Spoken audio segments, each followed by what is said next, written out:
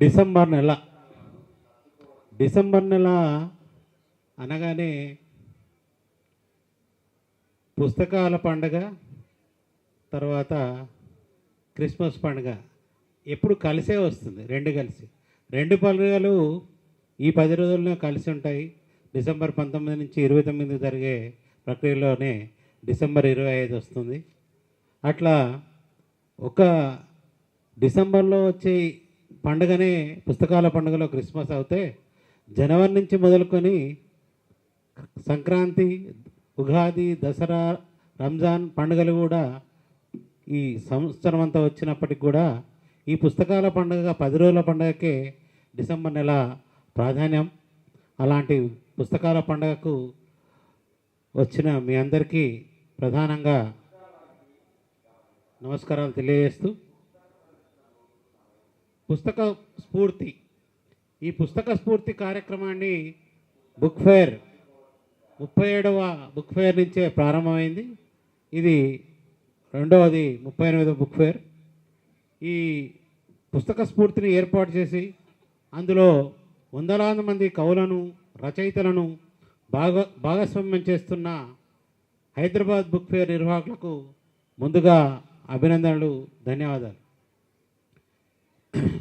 ఈ పుస్తక స్ఫూర్తి సభకు అధ్యక్షత వహిస్తున్న అన్న సిద్ధార్థ అన్నకు, వేదిక మీద ఉన్న పెద్దలకు, సాహితీవేత్తలకు, సాహిత్య అభిమానులకు, పుస్తక ప్రియులకు ప్రత్యేకంగా నమస్కారాలు. నేను మాట్లాడే పుస్తకం పేరు మొదటి చెంచు మహాసభ. ఇది చెంచు జీవితాన్ని చెప్పాలనుకున్న పుస్తకం. ఇది మొదటి చెంచు మహాసభ. ఈ మొదటి చెంచు మహాసభ పుస్తకం దాదాపు 1933లో నిజాం ప్రభుత్వం కాలంలో నాగర్ కర్నూలు జిల్లా నల్లమల అటవీ ప్రాంతంలోని అమ్రాబాద్ తహసీల్దార్గా పనిచేసిన సయ్యద్ గౌస్, ఆయన అమ్రాబాద్ ఉన్నత పర్వత శ్రేణి నివేదిక అప్పర్ ప్లాట్ బాలాహై కోహి అని ఒక రిపోర్ట్ను నిజాంకి ఇచ్చాడు. ఆ నిజాంకి ఇచ్చిన రిపోర్ట్నే మేము దాన్ని ఇంగ్లీష్ నుంచి తెలుగులోకి తర్జుమా చేసి మొదటి చెంచు మహాసభ అని ఒక పుస్తకాన్ని వేయడం జరిగింది.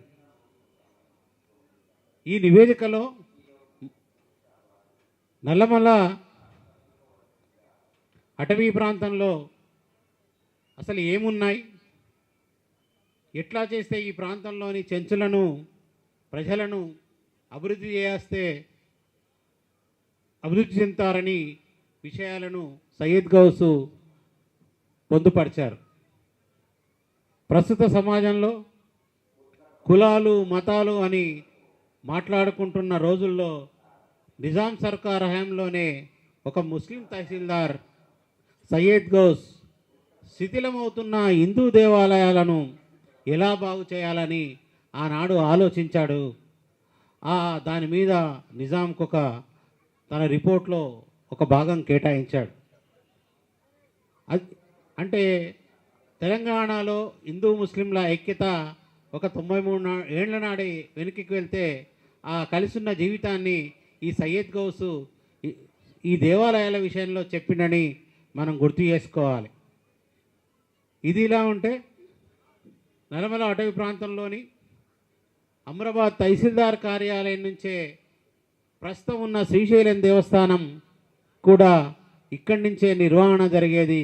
కళ్యాణాలు కానీ ఇంకే కార్యక్రమాలైనా కూడా అమ్రాబాద్ తహసీల్దార్ నుంచే ఆ శ్రీశైలం దేవస్థానం అంతా కూడా నిర్వహణ జరిగేదని, ఆ శ్రీశైలం దేవస్థానం నల్లమల అటవీ ప్రాంతానికే ఉండాలని ఆనాడు కర్నూలు కలెక్టర్తో మాట్లాడి ఒప్పించిన సయ్యద్ గౌస్ మనం మాట్లాడుకుంటే హిందూ ముస్లింల ఐక్యత విషయం ఇక్కడ మనం మాట్లాడుకోవాలి.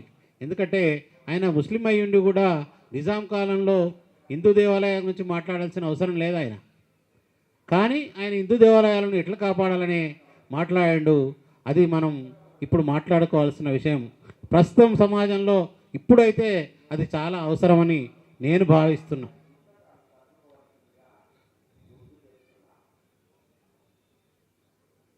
ఇది ఇలా ఉంటే ఆనాడు నల్లమల ప్రాంతంలో ఆయన తహసీల్దార్గా రవాణా సౌకర్యం లేని పరిస్థితుల్లో గుర్రంపై ప్రయాణం చేసి నల్లమల అటవీ ప్రాంతంలోని చెంచుగూడాలన్నీ కూడా తిరిగి ఆ చెంచులను ఎట్లా అభివృద్ధి చేయాలి, వాళ్ళకి ఏం చేస్తే బాగుపడతారని చెప్పి ఒకనాడు వాళ్ళందరినీ 11/8/1933 నాడు అమరాబాద్ మండల కేంద్రంలో ఒక చెంచులందరితో అధికారికంగా ఒక సభ నిర్వహించాడు.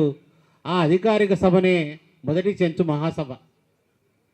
ఆ చెంచు మహాసభలో చేసిన తీర్మానాలను అవన్నీ కూడా నిజాంకు ఇచ్చిన రిపోర్ట్లో ఆయన నమోదు చేయడం అది గొప్ప రికార్డుగా మనం భావించుకోవాలి.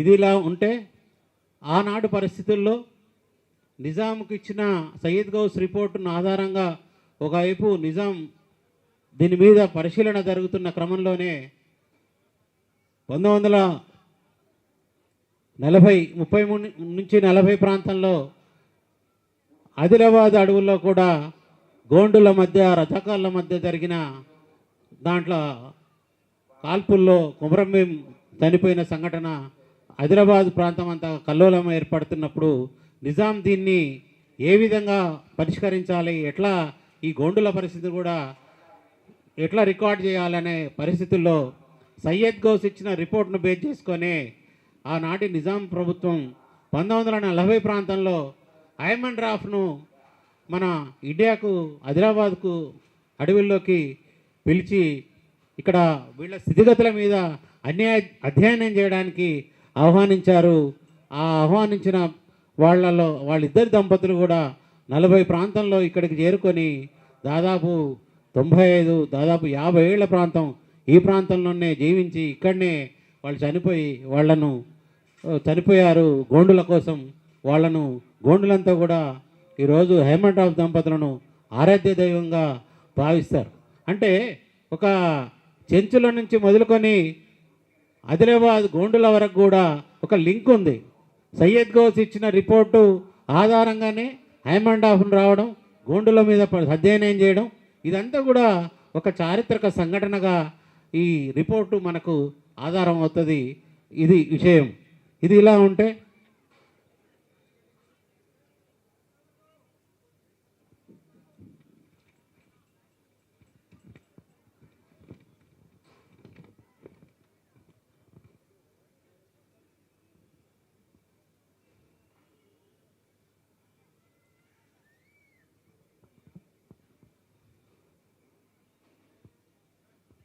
సయ్యద్ గౌస్ నివేదికలో ఇంకా నల్లమల అటవీ ప్రాంతంలోని ప్రధాన అంశాలను అనేక విషయాలను ఆయన పొందుపరిచాడు.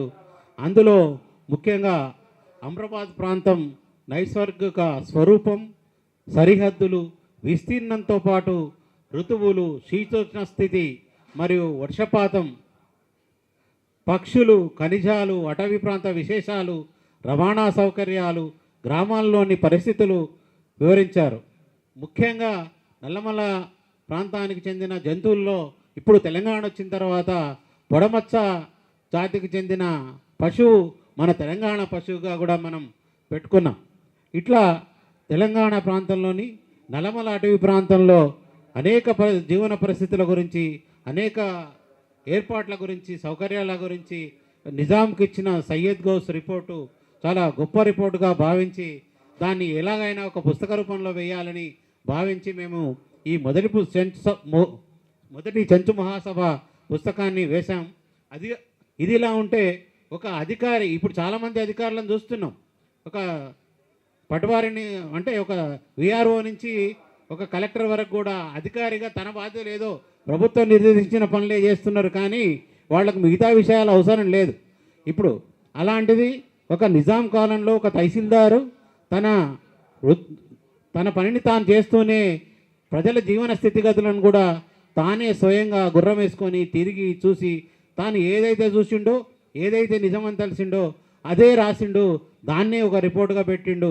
అంతటి గొప్ప పని చేసిన అలాంటి అధికారులు మనం గౌరవించుకోవాలి అని అంటే తలుసుకోవాల్సిన బాధ్యత ఉందని నేను భావించే ఈ మొదటి జంచు మహాసభ పుస్తకం మీద ఈ 4 మాటలు మాట్లాడాలని అనుకున్న ఈ అవకాశం ఇచ్చినందుకు ధన్యవాదాలు.